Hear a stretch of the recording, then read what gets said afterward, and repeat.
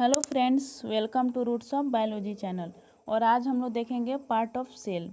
यह second lecture है। First lecture में हम लोगों ने देखा था सेल, कोशिका। चलिए हम लोग समझते हैं एक स्ट्रक्चर के थ्रू।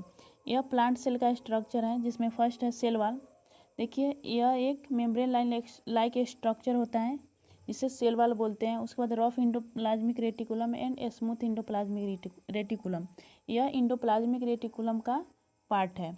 उसके बाद न्यूक्लियस है, प्लाज्मा मेम्ब्रेन। यह सेल वाल का के बाद सेकेंड मेम्ब्रेन है, प्लाज्मा मेम्ब्रेन।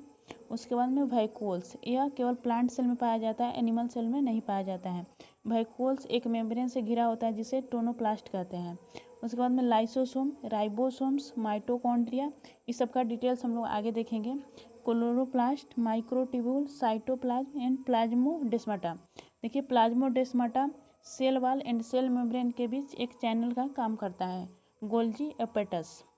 उसके बाद देखते हैं कोशिका के मुख्य भाग, मेन पार्ट ऑफ सेल। कोशिका भित्ति, सेल वॉल, यह केवल पादप कोशिका में पाया जाता है। सेल वॉल केवल प्लांट सेल में पाया जाता है, एनिमल सेल में नहीं पाया जाता है। यह सेलुलोज का बना होता है। यह कोशिका को निश्चित आकृति एवं आकार बनाए रखने में सहायक होता है। यह सेल को स्ट्रक्चर प्रदान करता है, सेल वॉल। जीवाणु का कोशिका भित्ति पेप्टाइडोग्लाइकेन का बना होता है। उसके बाद में सेल मेम्ब्रेन है, कोशिका झिल्ली। यह कोशिका को पतली झिल्ली द्वारा घिरे रहता है।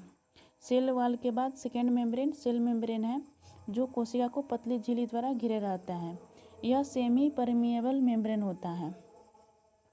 इसका मुख्य आकार कोशिका के अंदर जाने वाले एवं अंदर से बाहर आने वाले पदार्थों का निर्धारण करना है। कोशिका झिल्ली लिपिड की बनी होती है, सेल मेम्ब्रेन लिपिड की बनी होती है। उसके बाद है इंडोप्लाज्मिक रेटिकुलम।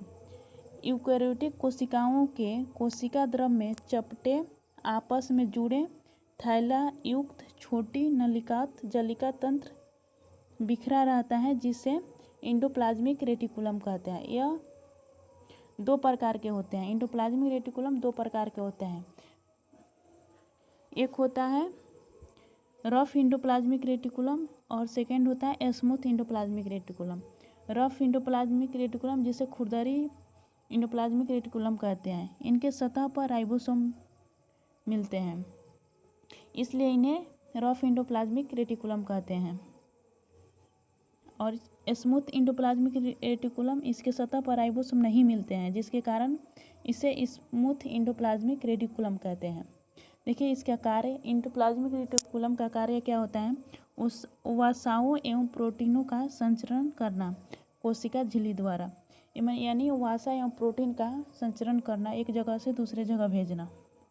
उसके बाद में राइबोसोम्स, हम लोग देखा था ना राइबोसोम्स। चलिए, जो रफ इंडोप्लाज्मिक रेटिकुलम में राइबोसोम होता है, वही राइबोसोम है, समझेंगे इसको। इसका खोज, राइबोसोम का खोज 1953 ईस्वी में रॉबिन्सन ने किया था। यह राइबोन्यूक्लिक एसिड यानी आरएनए नामक अम्ल एवं प्रोटीन की बनी होती है। यह प्रोटीन का उत्पाद स्थल है, इसलिए इसे प्रोटीन की फैक्ट्री ऑफ प्रोटीन कहा जाता है। बहुत बार क्वेश्चन में पूछा हुआ है, फैक्ट्री ऑफ प्रोटीन किसे कहा जाता है? तो राइबोसोम को। आप लोग याद रखिएगा इसे। यूकैरियोटिक राइबोसोम 80S एवं प्रोकैरियोटिक राइबोसोम 70S प्रकार के होते हैं। माइटोकॉन्ड्रिया, इसकी खोज अल्टमैन ने 1866 ईस्वी में की थी। माइटोकॉन्ड्रिया की खोज 1866 ईस्वी में अल्टमैन ने की थी। बेडा ने इसका नाम माइटोकॉन्ड्रिया दिया था। माइटोकॉन्ड्रिया का नाम माइटोकॉन्ड्रिया किसने दिया था? तो बेडा ने दिया था। यह कोशिका का श्वसन स्थल है। कोशिका में इसकी संख्या निश्चित नहीं होती। ऐसा नहीं है कि माइटोकॉन्ड्रिया कोशिका में एक ही होता है, बहुत सारे होते हैं। इसकी संख्या कोई निश्चित नहीं होती। माइटोकॉन्ड्रिया को कोशिका का शक्ति केंद्र, पावर हाउस ऑफ सेल कहते हैं। यह बहुत बार पूछा है, बहुत इंपॉर्टेंट है।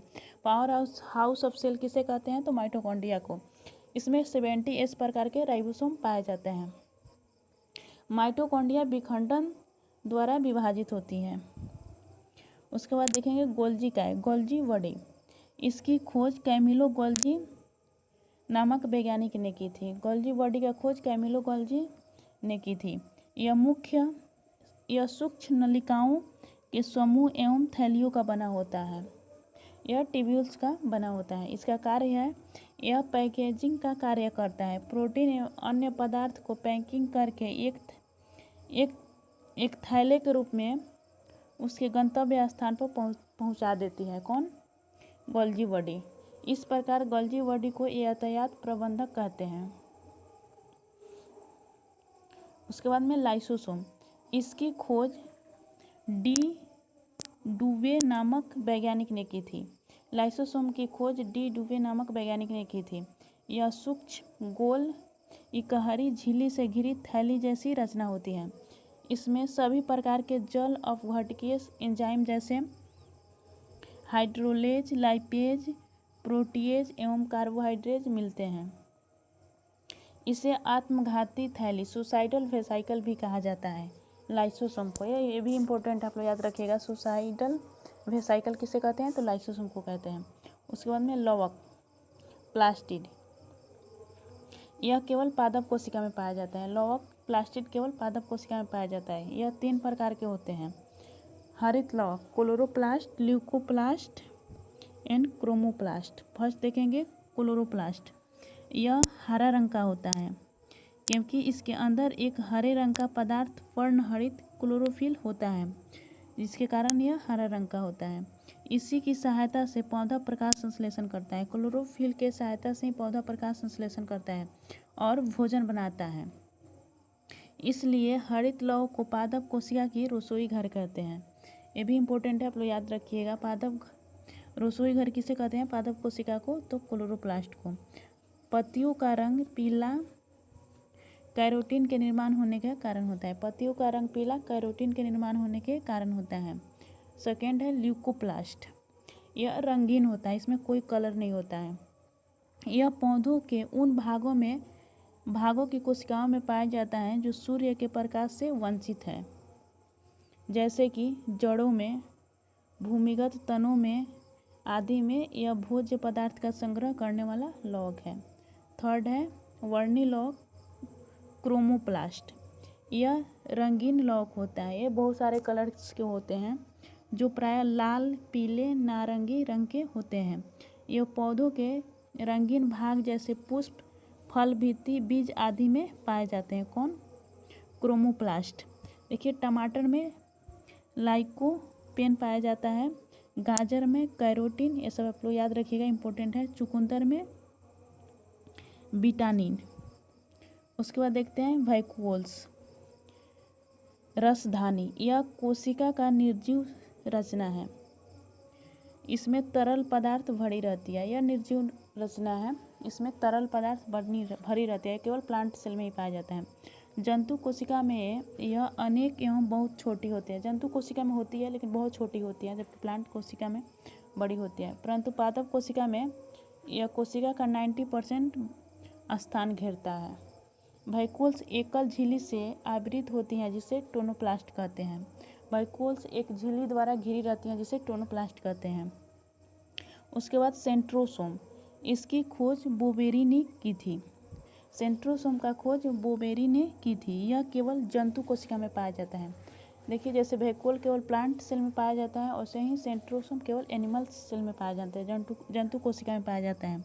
सेंट्रोसोम के अंदर 1 या 2 कण जैसी रचना होती हैं जिन्हें सेंट्रियोल कहते हैं। ये सब हम लोग देखेंगे डिटेल जब डीएनए एंड आरएनए के देखेंगे, सेल डिवीजन उस टाइम। उसके बाद है केंद्रक न्यूक्लियस। रॉबर्ट ब्राउन ने इसकी खोज की थी। न्यूक्लियस की खोज किसने की थी? तो रॉबर्ट ब्राउन ने की थी। यह कोशिका का सबसे प्रमुख अंग है। कौन? न्यूक्लियस। यह कोशिका के प्रबंधक के समान कार्य करता है। इसके अंदर धागेनुमा संरचना दिखलाई देती है जिसे क्रोमैटिन कहते हैं। यह प्रोटीन एवं हिस्टोन प्रोटीन एवं आरएनए का बना होता है। यह प्रोटीन एवं हिस्टोन प्रोटीन एवं आरएनए का बना होता है। कौन? न्यूक्लियस। चलिए इसके बाद देखेंगे सेकेंड इसका लेक्चर डीएनए एंड आरएनए। अगर आप लोग को लेक्चर अच्छा लगे तो कमेंट करें एंड मेरे चैनल को लाइक एंड सब्सक्राइब करें। Okay, thank you.